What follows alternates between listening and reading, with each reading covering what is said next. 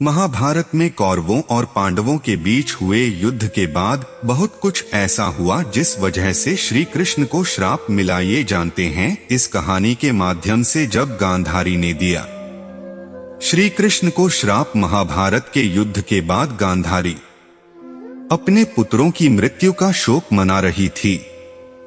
गांधारी के अनुसार इस युद्ध के जिम्मेदार श्री कृष्ण थे। उनका मानना था कि यदि श्री कृष्ण चाहते तो ये युद्ध रोका जा सकता था।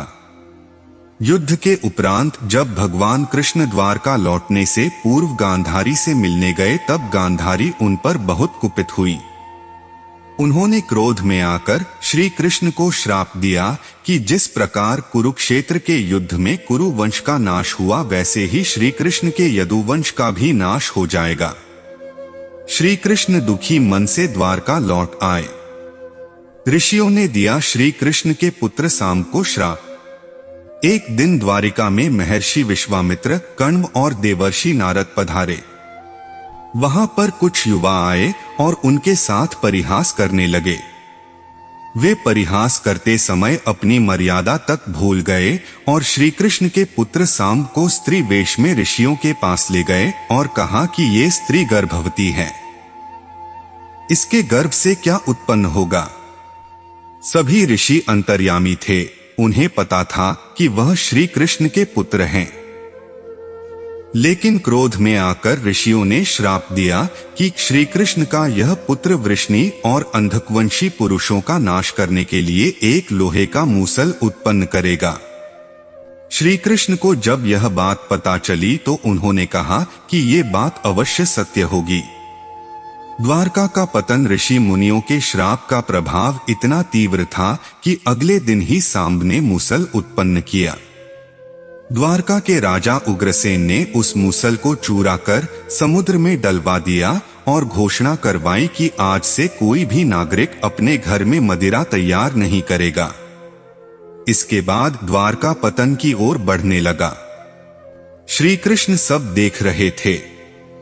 वह समझ चुके थे कि माता गांधारी का श्राप जल्द ही सत्य होने वाला है। जब गांधारी का श्राप हुआ सच, एक बार सभी यदुवंशी महाभारत के युद्ध की चर्चा कर रहे थे।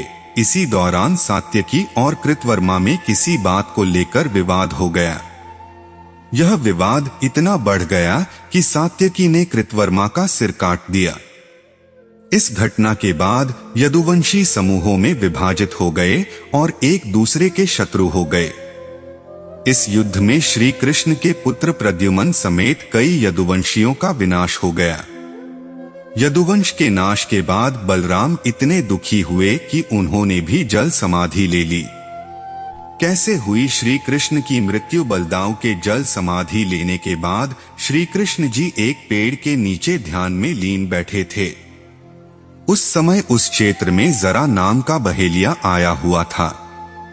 जरा एक हिरण का शिकार करने के लिए वहां आया था। बहेलिये ने जब निशाना लगाया तब उसे श्री कृष्ण के पैर का तलवा दिखा जो बिल्कुल हिरण के मुख के समान लग रहा था।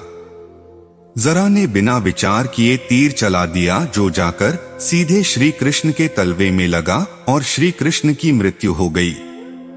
इस प्रकार भगवान कृष्ण की मृत्यु के पश्चात उनके संपूर्ण वंश का समाप्त हो गया।